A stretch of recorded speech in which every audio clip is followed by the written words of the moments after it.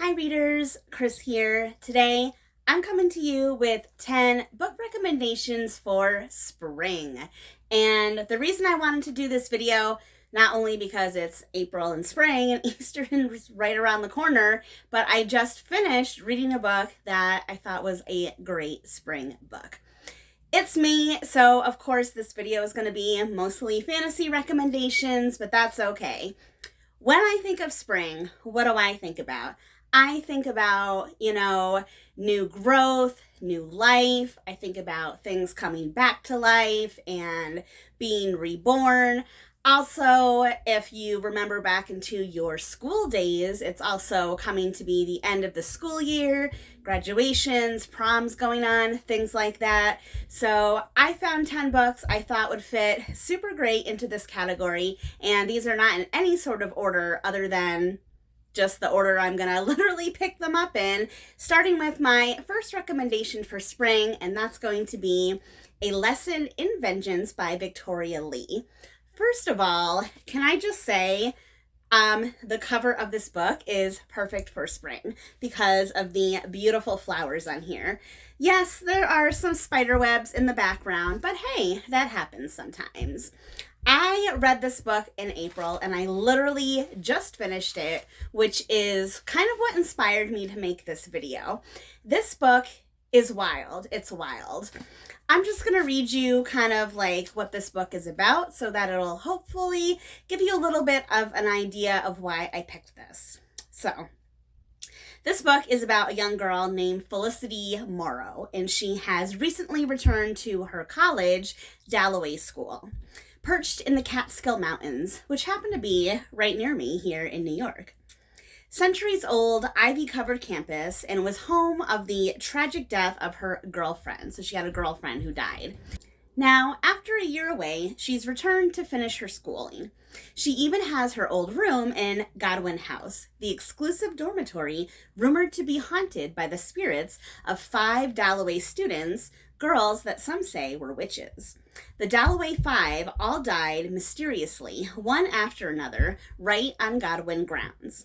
Witchcraft is woven into Dalloway's past. The school doesn't talk about it, but the students do. In secret rooms and shadowy corners, girls convene. And before her girlfriend died, Felicity was drawn to the dark. But now, she's determined to leave that behind. But it's hard when Dalloway's occult history is everywhere. And when the new girls won't let her forget. It's Ellis Halley's first year at Dalloway, and she has already amassed a loyal following. A prodigy novelist at 17, Ellis is a so-called method writer. She's eccentric and brilliant, and Felicity can't shake the pull that she feels towards her. So, when Ellis asks Felicity to help her research the Dalloway 5 for her second book, Felicity can't say no. Given her history with the arcane, Felicity is the perfect resource. And when history begins to repeat itself, Felicity will have to face the darkness in Dalloway and in herself. Dun, dun, dun. So we have a bunch of girls at school, and reading this book, it may not sound like it at first glance, but it really is a story about like rediscovering oneself, rediscovering one's past, accepting one's future, and becoming something different and new, growing into something different and new. So I thought this was a super cool book. Everything about it, from the cover to like the message of the story, makes me think of spring. And maybe it's just me, I could be completely crazy here, but yeah, I don't want to give away any spoilers because I haven't reviewed this book and I haven't talked about it. But let me just say that this book is told in the first person through Felicity's point of view. And about a quarter, maybe a third way into this book, you start to realize that Felicity's perspective and the things she's saying that you're reading may not be 100% accurate. I'm just going to leave it there. It's a wild story. It's a wild book. It's really, really good. So, A Lesson in Vengeance is my first pick.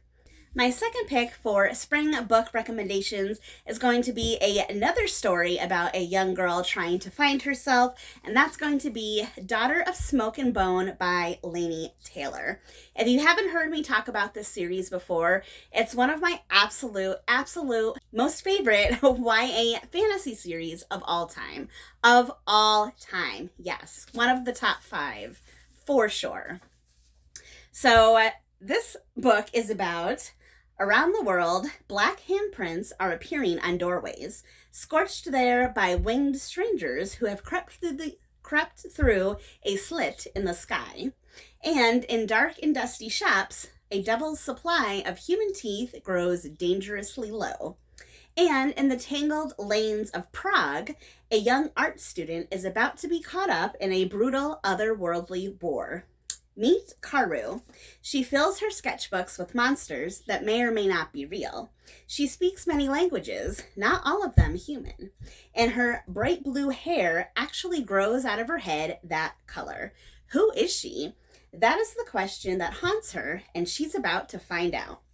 From master storyteller and National Book Award finalist Laini Taylor comes a sweeping and gorgeously written modern fantasy about a forbidden love, an ancient and epic battle, and a hope for a world remade. And it's that last part there that really kind of brings the whole spring theme into play here, because we have a girl, Karu, and she has a very interesting life currently, but there's something missing in her life. And about halfway through the book, something major happens, something major changes, and finally allows her to figure out who she truly is and who she's meant to become. So it's definitely one of those stories of enlightenment, of growth, both personal growth and, growth in the world.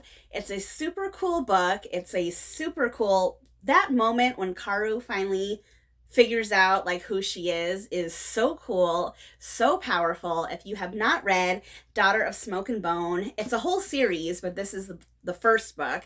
Definitely recommend giving this one a try. Next up, I couldn't do a list of spring books without talking about this one. And yes, this is going to be super corny, but New Spring by Robert Jordan.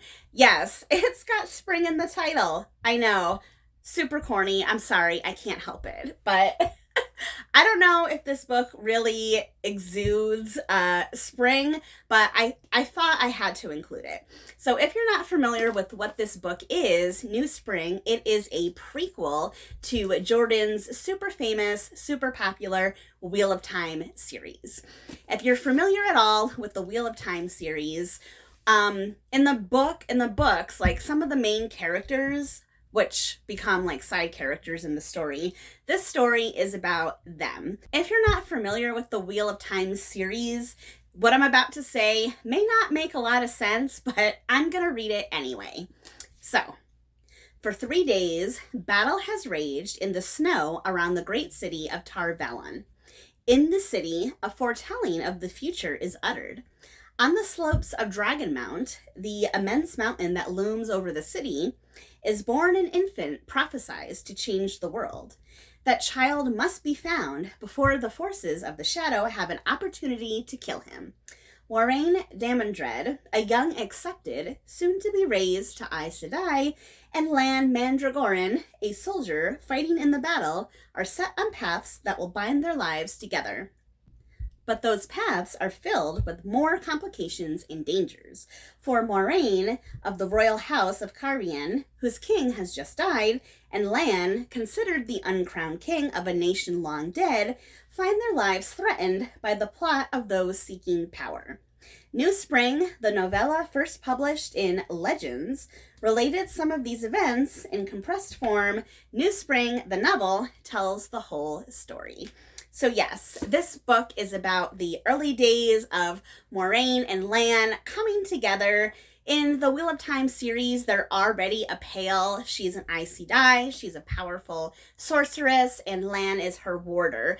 Basically, they have like a magical bond where he protects her with his life, and in return, he gets like increased strength and increased fighting abilities. But they have a very interesting relationship as an Aes Sedai and warder, and this novel explains that a little bit. So again, if you're a super fan of Wheel of Time and you haven't read New Spring, you should definitely read it. If you've never read any of the Wheel of Time series, that's okay. You could still read New Spring because it's a prequel. You don't have to know that much about it. It kind of helps if you do. If I'm being honest, I'm not going to lie. It does help if you've already read at least some of the Wheel of Time books, but you definitely do not have to. So, New Spring, I only included it because it has spring in the title because I'm a nerd. Next up, I have something at the total opposite end of the spectrum here, and that's going to be Redwall by Brian Jacques. And if you're not familiar with Redwall, this is a whole series of books, a whole series of, I guess they'd be considered middle grade, but I kind of feel like they're a little advanced for middle grade. So we'll say YA or maybe independent reader, but Redwall is a whole series that are basically about the lives of these woodland creatures. Yes. So you have mice and rats and cats and weasels and ferrets, and it's just such a cool world. A bunch of animals living in the forest, having adventures. And on the surface level, like, yeah, that sounds fun, but kind of corny. But let me tell you, it gets into some stuff here. So if you're not familiar, Redwall, in the glorious tradition of Watership Down, comes a powerful tale of fantasy, courage, and epic adventure. The heart-soaring story of a wondrous quest to recover a legendary lost weapon and a bumbling young apprentice monk named Matthias, Mousekind's most unlikely hero. War erupts in the summer of the Late Rose, shattering the peace that has reigned in Mossflower since the magnificent mouse, Martin the Warrior, laid down his mighty sword generations earlier. Now, a dark cloud of doom and despair hangs over the ancient stone wall abbey of Redwall. Clooney the Scourge, the one-eyed embodiment of evil, the most savage bile rat that ever jumped from ship to shore, has arrived with his rodent horde to conquer and destroy. So basically, you have a peaceful sanctuary that's basically like an abbey for woodland creatures, and you have these evil rats that are trying to take it over. It's just such a great adventure tale. I loved these books when I was younger, and there's like 20 books, maybe even more in the series. I have not read them all. Someday I'd really like to go back and reread them eventually if I ever get the time, but nothing more spring to me than little woodland creatures coming out of the woods. Super cute, super awesome, and a great fantasy for younger readers. Next up, something, again, going back to the opposite side of the spectrum here, I picked To Sleep in a Sea of Stars by Christopher Paolini. And yes, technically this could be considered science fiction instead of fantasy, but for my purposes, they're one and the same. And at first glance, it seems like kind of a wintry feel book, but I'm going to explain why this is a great spring read. So if you're not familiar with To Sleep in a Sea of Stars, this book is about a young woman named Kira Navarez. Kira Navarez dreamed of life on new worlds. Now, she's awakened a nightmare. During a routine survey mission on an uncolonized planet, Kira finds an alien relic. At first, she's delighted, but elation turns to terror when the ancient dust around her begins to move. As war erupts among the stars, Kira is launched into a galaxy-spanning odyssey of discovery and transformation. Remember that part right there. First contact isn't at all what she imagined, and events push her to the very limits of what it means to be human. While Kira faces her own horrors, Earth and its colonies stand upon the brink of annihilation. Now, Kira might be humanity's greatest and final hope. So what I said earlier about discovery and transformation. That is why this is a great book for spring. This book, while it is a science fiction, and yes, there is space pirates and aliens and all sorts of crazy things going on, there's also some like super deep questions that this book poses, like about what it really means to be human, what it means to be alive, what is the concept of life, what does that mean, what is the responsibility of someone who's alive, someone who's human compared to someone not human. Like, there are so many deep questions in here and so many themes about life, about new life, about awakenings and coming to life. Like, I could go on and on and on about this book. It was one of my favorite books of 2020. It's a big one. It is chunky, but it is worth the read. This is one of those books that has a little bit of everything. There's romance, there's action, there's adventure, there's humor. There's humor. Absolutely my favorite book of 2020, one of my favorite books of 2020, I should say, and definitely worth a read if you haven't read it already. Next up, I have something that's a little more simpler and contained than our Space Odyssey, and that's going to be Miranda and Caliban by Jacqueline Carey. And if those names sound familiar to you, it's because they're from a famous Shakespeare play. But this is a retelling about a lonely girl growing up in isolation on an island where her father, a powerful magus, has spirited them away in order to keep them safe. We all know the tale of Prospero's quest for revenge, but what of Miranda, or Caliban, the so-called savage that Prospero chained to his will? In this incredible retelling of the fantastical tale, Jacqueline Carey shows readers the other side of the coin. The dutiful and tender-hearted Miranda, who loves her father but is terribly lonely, and Caliban, the strange and feral boy Prospero has bewitched to serve him. The two find solace and companionship in each other as Prospero weaves his magic in dreams of revenge. Under Prospero's jealous eye, Miranda and Caliban battle the dark, unknowable forces that bind them to the island, even as the pangs of adolescence create a new awareness of each other in their doomed relationship. Miranda and Caliban is best-selling fantasy author Jacqueline Carey's gorgeous retelling of The Tempest. With hypnotic prose and a wild imagination, Carey explores the themes of twisted love and unchecked power that lie at the heart of Shakespeare's masterpiece, while serving up a fresh take on the play's iconic characters. It is a dazzling novel. And yes, I can tell you it is a dazzling novel. If you've ever read any of Jacqueline Carey's books, she's most well known for her Kushiel's series, Kushiel's Dart. Miranda and Caliban is just, it's such a good book. It's such a good book. And again, I feel like this is the same thing I've already said about some other ones, but it is really the story of a young girl who is coming into her own, figuring out who she is, like growing up, figuring out who she is as a woman. It is a great story of rebirth, rediscovering your identity, figuring out who you are, all those things that you think about in spring. So Miranda and Caliban, if you haven't read it, it's an amazing, amazing story. Next up, I have a super fun pick from another one of my favorite authors, and that's going to be Solas by Gail Carringer.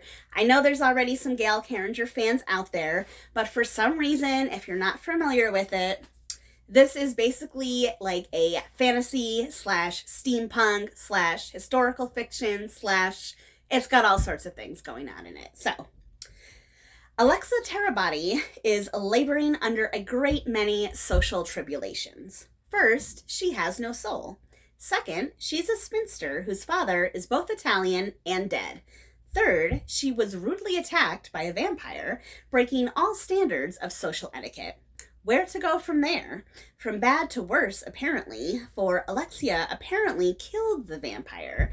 And then the appalling Lord Macon, loud, messy, gorgeous, and werewolf, is sent by Queen Victoria to investigate. With unexpected vampires appearing and expected vampires disappearing, everyone seems to believe that Alexia is responsible. Can she figure out what is actually happening to London's high society? Will her soulless ability to negate supernatural powers prove useful or just plain embarrassing? And finally, who is the real enemy, and do they have trickle tart? Or is it treacle tart? I'm not sure. But anyway, if this does not sound utterly delightful to you, I don't know what does. Delightful. That is what a good word I would use to describe this series. It is so delightful. It's hysterical. It's great. It's got all the things that make a good story. It's super fun. It's super funny. You've got all sorts of supernatural creatures in it.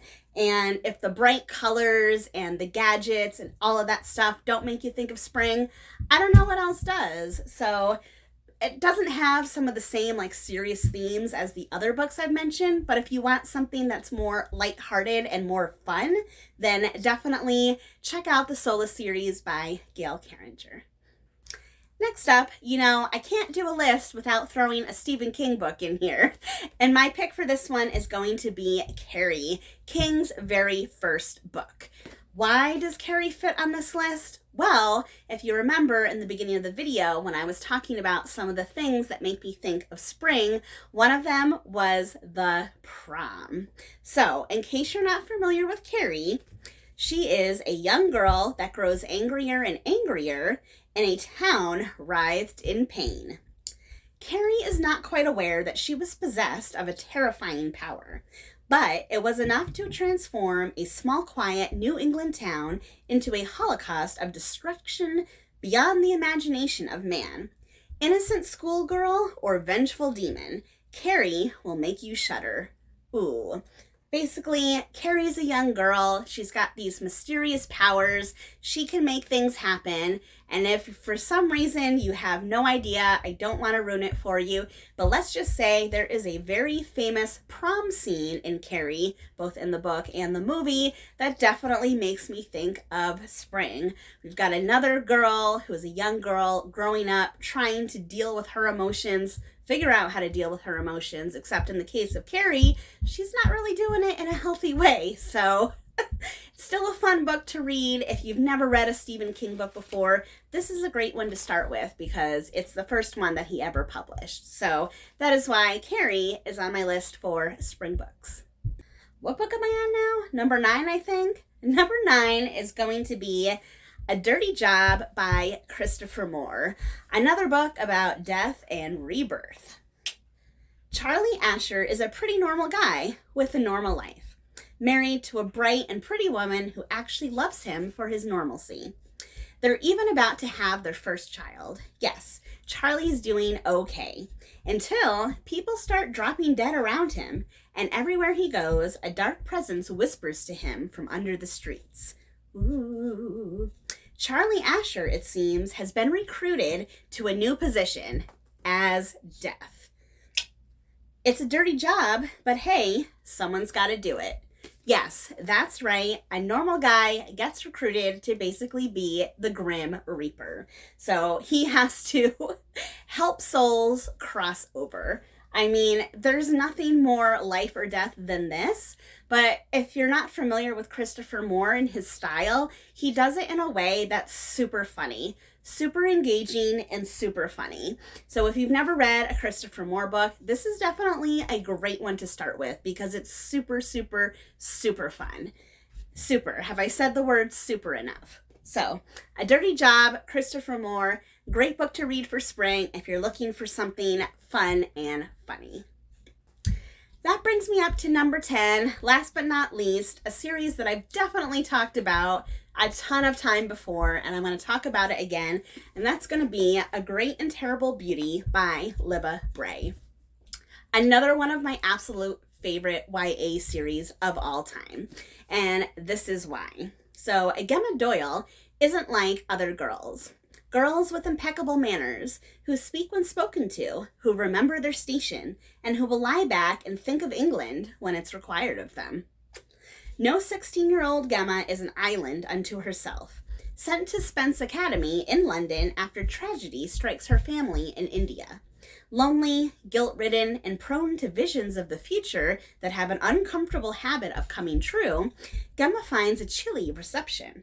But she's not completely alone. She's been followed by a mysterious young man who warns her to close her mind against the visions. For it's at Spence that Gemma's powers to attract the supernatural unfold. There, she becomes entangled with the school's most powerful girls and discovers that her mother's connection to a shadowy group called the Order. Nothing called the Order can be good, right? It's there that her destiny waits, if only she can believe in it. A Great and Terrible Beauty is a curl-up-under-the-covers type of book, a vast canvas of rustling skirts and dancing shadows and things that go bump in the night. It's a vividly drawn portrait of the Victorian age when girls were groomed for lives as rich men's wives, and the story of one girl who saw another way. Yes, it's another story about a young girl coming into her own, coming into her power. I don't want to go too deep into it to give it away, but let's just say that between Gemma's powers and the other powers of the girls that she meets, like, they really do figure out that just being brides and wives is not their only choice. It's not their only way. And watching that discovery and the things that happen to them, the way that they discover these things, is such a great journey. It's such a great journey. I can literally picture a scene in the third book where they're all in front of this tree that has no context whatsoever. But if April makes you think of flowers blooming and trees growing and all that stuff, this absolutely 100% hits the mark. So, A Great and Terrible Beauty, the first book in the Gemma Doyle trilogy, definitely worth a read if you haven't. This series is awesome. Those are all my pick for books that you should read in the spring. Jack says he agrees. Jack, do you agree with all those spring books? Oh, thank you so much. You're so nice. Thank you, Jack. If you like this video, please give it a thumbs up. If you're not already, please subscribe to my channel. Me and Jack and my other little furry friends very much appreciate it. Thanks for watching and happy reading.